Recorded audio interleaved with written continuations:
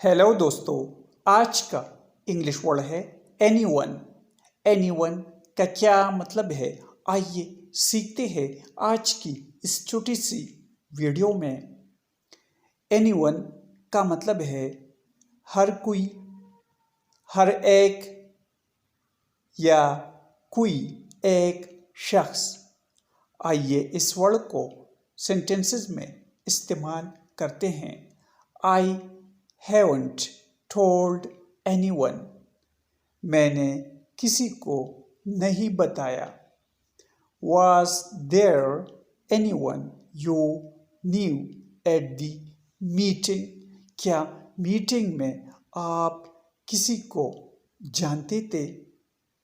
Meeting means मुलाकात। दोस्तों, video को लाइक और शेयर ज़रूर करें। Thanks for watching.